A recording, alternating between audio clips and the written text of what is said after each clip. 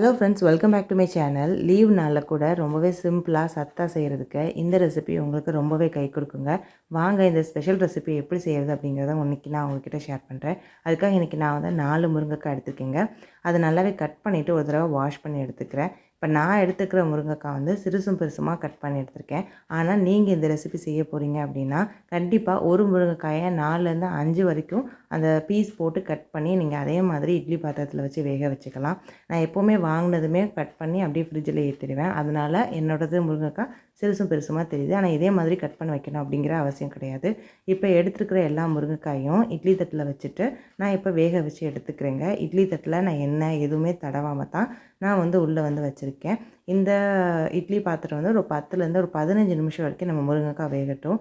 இந்த டைமில் ஒரு பாத்திரத்தை எடுத்துகிட்டு 1½ கப் அளவுக்கு நான் இன்றைக்கி கோதுமை மாவு வந்து எடுத்திருக்கேங்க.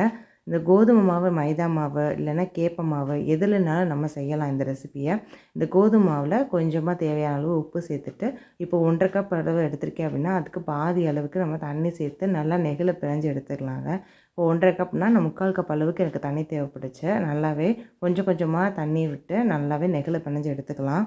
நம்ம வந்து ராகி மாவில் செய்கிறோம் அப்படின்னா நீங்கள் கண்டிப்பாக சுடு தண்ணி ஊற்றி அதை அதுக்கப்புறமா நீங்கள் நெகிழ பிசையும்போது நமக்கு ரொம்பவே அந்த ராகி மாவில் கரெக்டாக வரும். ஆனால் மைதா மாவுக்கும் கோதுமை மாவுக்கும் இதே அளவுக்கு தண்ணி சேர்த்துக்கிட்டா போதுங்க.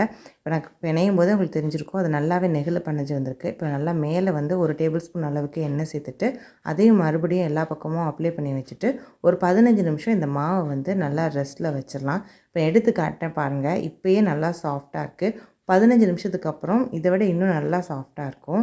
இப்போ 15 நிமிஷத்துக்கு அப்புறமா முருங்கைக்காயுமே நமக்கு நல்லா வெந்திருக்கும். இப்போ நீங்கள் பார்த்தீங்கன்னா தெரியும், கலராக நல்லா சேஞ்ச் ஆகிருக்கு. இப்போ இதை எடுத்துகிட்டு வேறு ஒரு தட்டில் நம்ம மாற்றி வச்சுட்டு நல்லாவே ஆற வச்சிடலாம். இப்போ 15 நிமிஷத்துக்கு அப்புறமா மாவை வந்து நான் எடுத்துக்கிறேன். நல்லா சாஃப்டாக இருக்குது. குட்டியாக எடுக்காமல் சப்பாத்திக்கு மாவு எடுக்கிற மாதிரி அளவில் எடுக்காமல் கொஞ்சம் அதிகமான மாவு வந்து இப்போ நம்ம எடுத்துக்கலாம். இந்த மாதிரி ஒரு சப்பாத்தி கட்டை வந்து நம்ம எடுத்து வச்சுருக்கிற மாவை நம்ம உள்ளங்கையில் வச்சு லைட்டாக உள்ளங்கை அளவுக்கு நல்லா ப்ரெஸ் பண்ணி இந்த மாதிரி நம்ம செஞ்சு எடுத்துக்கலாங்க. இப்போ கோதுமை மாவு எடுத்துகிட்டு எல்லா பக்கமும் படுற மாதிரி நம்ம மாவை வந்து எடுத்து ரெடி பண்ணி வச்சுக்கலாம். இந்த மாதிரி நல்லாவே வந்து மாவு வந்து கொஞ்சம் நிறையாவே எடுத்துக்கலாம். இப்போ நம்மளால் எவ்வளோ முடியுமோ அந்த அளவுக்கு நம்ம இழுத்து தான் ஒல்லியாக வந்து சப்பாத்திக்கு வந்து செய்வோம். ஆனால் இந்த ரெசிபிக்கு ஓரளவுக்கு கொஞ்சம் ரொம்ப ஒல்லியாகவும் இல்லாமல் ரொம்ப வந்துட்டு கொஞ்சம் தடிமனாகவும் இல்லாமல் நான் காட்டுறது போல் இந்த மாதிரி நம்ம செஞ்சு எடுத்து ரெடி பண்ணி வச்சுக்கலாம். இப்போ முருங்கைக்காய் வந்து நல்லாவே ஆற வச்சாச்சுங்க. இப்போ முருங்கைக்காயில் உள்ள சதைப்பகுதியை வந்து நல்லா நம்ம உள்ளே இருந்துட்டு ஒரு ஸ்பூன் வச்சு அந்த சதைப்பகுதியை மட்டும் நம்ம தனியாக எடுத்துக்கலாம். நல்லா ஆற வச்சுட்டு நம்ம எடுக்கும்போது வேலை வந்து ஈஸியாக முடியும். அதே மாதிரி நான் சொன்னது போல் முருங்கைக்காயை கொஞ்சம் நீளமாகவே கட் பண்ணி நம்ம செஞ்சோம்னா வேலை வந்து சட்டுன்னு முடிஞ்சிடும். இப்போ இந்த மாதிரி நான் வந்து ஒவ்வொரு முருங்கைக்காயை எடுத்துகிட்டு உள்ளே உள்ள சதைப்பகுதியை மட்டும் எடுத்து தனியாக வச்சுக்கிறேன். இந்த மாதிரி நான் எல்லா முருங்கைக்காயில் உள்ள சதைப்பகுதியையும் அதோடய விதையும் தனியாக எடுத்து வச்சுக்கிட்டேங்க. இப்போ இந்த முருங்கைக்காயோட சதையை வந்துட்டு ஒரு மிக்ஸி ஜாரில் சேர்த்துட்டு நம்ம நல்லா மையாக அரைச்சிக்கலாம். அரைக்கும் போது நம்ம தண்ணியே சேர்த்துடக்கூடாதுங்க. இந்த விதையே வந்து நல்ல நீர்ச்சத்து உள்ளதாக தான் இருக்கும். நீங்கள் நல்லாவே ஒரு பல்ஸ் கொடுத்தோன்னே நல்லா ஜூஸியாக அரைச்சி கிடச்சிரும். இது கூட ஒரு சிட்டிகை அளவுக்கு உப்பு சேர்த்துட்டு இப்போ இதை நல்லா அரைச்சி எடுத்துகிட்டு வந்துருக்கலாம். இப்போ நான் காட்டுறேன் பாருங்களேன், எந்த அளவுக்கு நல்லா அரைச்சிருக்கிறேன். நான் ஒரு சொட்டு கூட தண்ணி ஊற்றலைங்க. ஆனால் நல்லா பேஸ்ட்டாக நமக்கு அரைச்சி கிடச்சிருச்சு. இப்போ நம்ம வந்துட்டு ஒரு ரெசிப்பியில் இது வந்து நம்ம சேர்க்க போகிறோம் அப்படின்னா கடைசியாக மிக்ஸி ஜாரில் உள்ள தண்ணியை வந்து அலசி ஊற்றுவோம். இந்த ரெசிபிக்கு அதை ட்ரை பண்ண வேணாம். இப்போ ஒரு சூடான கடாயில் 4 டேபிள் ஸ்பூன் அளவுக்கு எண்ணெய் சேர்த்துக்கலாம். எண்ணெய் நல்லா சூடானதுக்கப்புறம் 1 டீஸ்பூன் அளவுக்கு ஜீரகத்தூள் சேர்த்துட்டு ஒரு சின்ன துண்டு இஞ்சியும் சேர்த்துட்டு ஸ்டவ்வை லோ ஃப்ளேம்லேயே மெயின்டைன் பண்ணிக்கலாங்க. இந்த இஞ்சி வந்து கருகிடாமல் நல்லா பொரிஞ்சிடணும். சீரகம் பொரிஞ்சதுக்கப்புறம் தான் நம்ம இஞ்சி சேர்த்துருப்போம் இல்லையா. இப்போது மசாலா பொருள் வந்து 1 சிட்டிகை உப்பு, 1 சிட்டிகை மஞ்சள் தூள், 1 சிட்டிகை மிளகுத்தூள், 1 சிட்டிகைனா 1 டீஸ்பூன் எடுத்திருக்கேன். அதனால் 2 டீஸ்பூன் வந்துட்டு மட்டன் மசாலா, 3 டீஸ்பூன் வந்து மிளகாய்த்தூள் சேர்த்துருக்கேன். ஸ்டவ் லோ ஃப்ளேமில் வச்சுக்கலாம். அப்படி இல்லைன்னா ஸ்டவ் ஆஃப் பண்ணிவிட்டு கூட மசாலா சேர்த்துக்கலாங்க. இப்போ 6 டேபிள் ஸ்பூன் அளவுக்கு கடலை மாவு வந்து எடுத்திருக்கேன். எந்த அளவுக்கு முருங்கைக்காயில் உள்ள சதைப்பகுதி இருக்கோ அதிலேருந்து பாதி அளவுக்கு நம்ம கடலை மாவு சேர்த்து ஒரு 2லேருந்து 3 நிமிஷம் நல்லாவே வறுத்து எடுத்துக்கணும். இந்த மாதிரி வறுக்கும்போது கடலை மாவும் சேர்த்துருக்கிற மசாலாவோடையும் நல்லா மிக்ஸ் ஆகிடணும். அதே டைமில் நல்லாவும் வறுத்து எடுத்துக்கணும். இந்த மாதிரி கன்சிஸ்டன்சி நமக்கு கிடச்சதுக்கப்புறமா இப்போ அரைச்சி வச்சுருக்கிற அந்த முருங்கைக்காயோட விழுதை நம்ம வந்து எடுத்துக்கலாம். முருங்கைக்காயோட விழுதை நம்ம சேர்த்ததுக்கப்புறமா எந்த ஒரு இடத்துலையுமே இந்த மசாலா வந்து நம்ம செய்யும்போது எந்த இடத்துலையுமே மீடியம் ஃப்ளேம்லேயோ ஹை ஃப்ளேம்லேயோ நம்மளுடைய அடுப்பை வந்து நம்ம மாற்றிடக்கூடாது. நல்லாவே இப்போ ஒன்றுக்கு ஒன்று நல்லா மிக்ஸ் பண்ணிடணும். இந்த மாதிரி மிக்ஸ் பண்ணும்போது எந்த இடத்துலையும் கடலை மாவு வந்து கட்டி தட்டாமல் பார்த்துக்கிட்டு நல்லா ஒரு க்ரீமியாக நம்ம வந்து கொண்டு வர ஆரம்பிக்கணும். இந்த மாதிரி கொஞ்சம் க்ரீமாக வரும். அப்புறம் இருக்க நல்லா கெட்டியாக ஆரம்பிச்சிடும். லைட்டாக வந்து கடாயில் அடிப்பிடிக்க ஆரம்பிக்கும். நம்ம கிளற அந்த அடிப்பிடிக்கிறதுலேருந்தும் நமக்கு வந்து கரெக்டாக வந்துடும். இந்த இடத்துல நல்லாவே ஒரு கைப்பிடி அளவுக்கு மல்லி இலை சேர்த்துட்டு நல்லா அந்த நம்ம சேர்த்துருக்கிற மசாலாவோட நல்லாவே மிக்ஸ் பண்ணி எடுத்து வச்சுக்கலாம். இந்த மாதிரி கடாயில் ஒட்டாமல் நல்லா மசாலா ரெடி ஆயிடுச்சு. கொஞ்சம் லேட்டாக சமைக்கிறோம், ஒரு அரை மணி நேரம் 1 மணி நேரம் கழித்து சமைக்கிறோம் அப்படின்னு நினச்சிங்கன்னா கொஞ்சம் லைட்டாக மேலே எண்ணெய் மட்டும் அப்ளை பண்ணி வச்சுக்கலாம். இப்போ இந்த இடத்துல ரொம்ப உடனே சமைக்க போகிறோம்னா மேலே எண்ணெயெல்லாம் அப்ளை பண்ண அவசியம் கிடையாது. இப்போ இதை எடுத்து தனியாக வச்சிடலாம். இப்போ செஞ்சு வச்சுருக்கிற சப்பாத்தி மாவு ரெடியாக இருக்குது.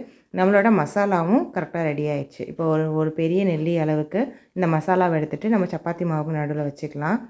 நம்ம உள்ளங்கையில் இந்த மாதிரி வச்சுட்டு ஒரு சைடு நல்லா ஃப்ரீயாக வச்சுட்டு இன்னொரு பக்கம் நல்லாவே இந்த மாதிரி மடிப்பாக நம்ம வந்துட்டு செஞ்சு வச்சுக்கணும். இந்த மாதிரி மடிப்பாக நம்ம செய்யும்போது இன்னொரு பக்கம் வந்து எப்போவுமே ரெஸ்ட்டில் இருக்கணும். அப்போ தான் நம்ம இன்னொரு பக்கம் நல்லா மடிப்பாக நம்ம வச்சோம் அப்படின்னா நம்ம ரெசிபிக்கு வந்து கன்சிஸ்டன்சி கரெக்டாக வரும். லைட்டாக இது போல் எடுத்து விட்டு நல்லா மடித்து நம்ம இந்த மாதிரி அந்த பக்கமும் கொண்டு வரணும், இந்த பக்கமும் நம்ம சேர்த்துடலாம். இப்போ மொத்தமாக எல்லாத்தையும் சேர்த்துட்டு நம்ம எக்ஸ்ட்ராவாக வர இந்த மாவை வந்துட்டு தனியாக எடுத்துக்கலாம். இந்த மாதிரி நம்ம தனியாக எடுக்கும்போது அந்த இடத்துல டைட்டாக சீல் பண்ணுவோம் இல்லையா, அதை மட்டும் கொஞ்சம் கவனமாக பார்த்துக்கலாம். இப்போ எல்லா பக்கமும் கொஞ்சம் லைட்டாக ப்ரெஸ் பண்ணிவிட்டு எவ்வளோ முடியுமோ ஓரளவுக்கு நல்லாவே மாவு சேர்த்துக்கலாம். மேலே சேர்க்கும்போது கம்மியான மாவும் சீல் பண்ண இடத்துல கொஞ்சம் அதிகமான மாவும் சேர்த்துட்டு எல்லா பக்கமும் நல்லாவே மாவை ஸ்ப்ரெட் பண்ணிவிட்டு நம்மளுடைய சப்பாத்தி மாவை ரெடி பண்ணிவிட்டு கொஞ்சம் ஜென்டிலாக நம்ம வந்து இந்த மாதிரி இழுக்க ஆரம்பிக்கலாம்.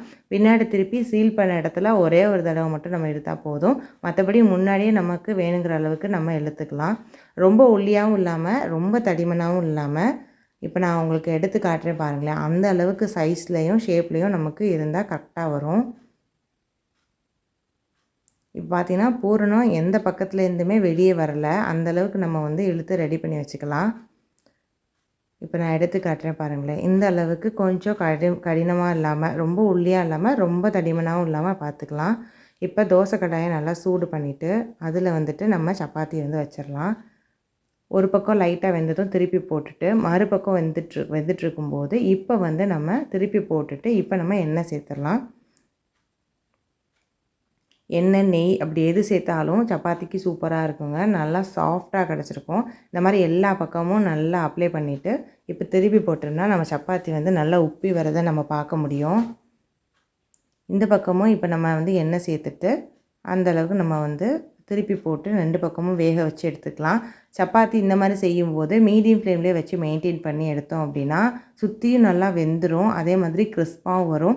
கரெக்டாக 2 டேபிள் ஸ்பூன் எண்ணெய்க்கு மேலே நமக்கு வேகிறதுக்கு தேவைப்படாதுங்க. நல்லா ஜென்டலாக ப்ரெஸ் பண்ணி விட்டிங்கன்னா சப்பாத்தி நல்லாவே உப்பி வந்துடும்.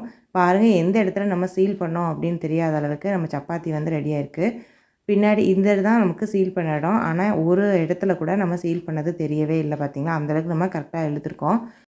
இந்த மாதிரி முருங்கைக்காயை ஸ்டஃப் பண்ணி சப்பாத்தி செஞ்சு பாருங்கள். இதை உள்ளே ஓப்பன் பண்ணி பார்க்கும்போது எந்த அளவுக்கு கலர்ஃபுல்லாக இருக்கோ அந்த அளவுக்கு டேஸ்ட்டுமே ரொம்ப நல்லா இருந்துச்சுங்க. ஏசி டேஸில் கூட சூப்பராக சமைக்கிறதுக்கு நம்ம சேனலை ஃபாலோ பண்ணிக்கோங்க. ட்ரை பண்ணி பாருங்கள். தேங்க்யூ ஃபார் வாட்சிங்.